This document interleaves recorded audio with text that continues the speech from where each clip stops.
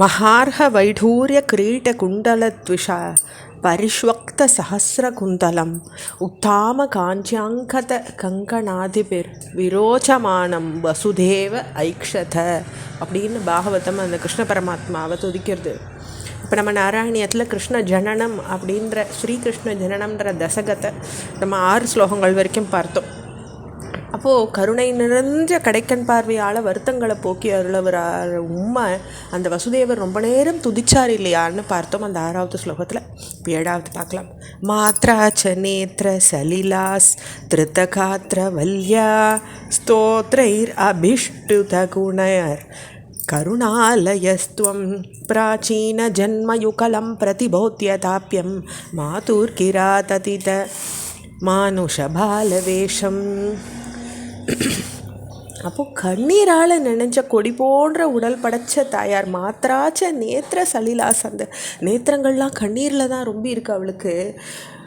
அவருடைய குணங்களாலேயும் துதிக்கப்பட்டு கருணை கடல் போன்ற நீர்.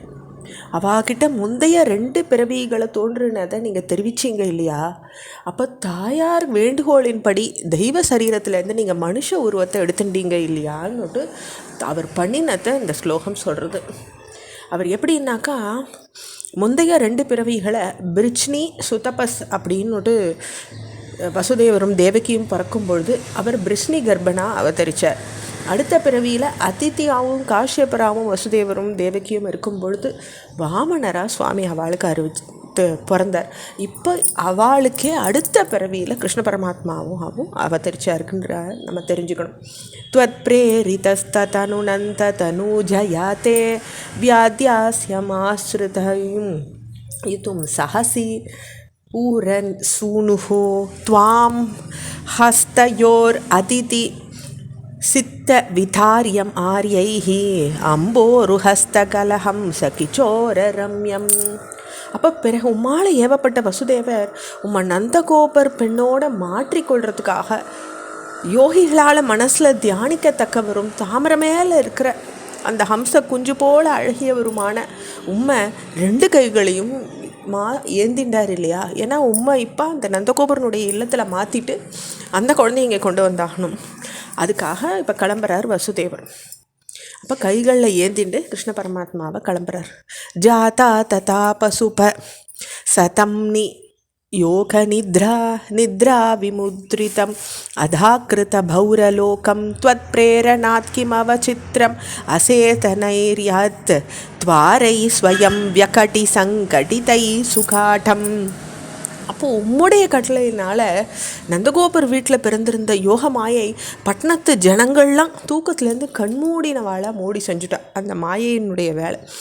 அப்போ என்ன ஆச்சரியம், நன்னா இறுக பூட்டப்பட்டிருந்த உயிரற்ற வாயில்கள் தாமாக திறந்துண்டுதே உமக்கு வழி விடுறதுக்காக அந்த வசுதேவர் உங்களை எடுத்துன்னு போகும்பொழுது அப்படின்னு மட்டும் சொல்கிறான்.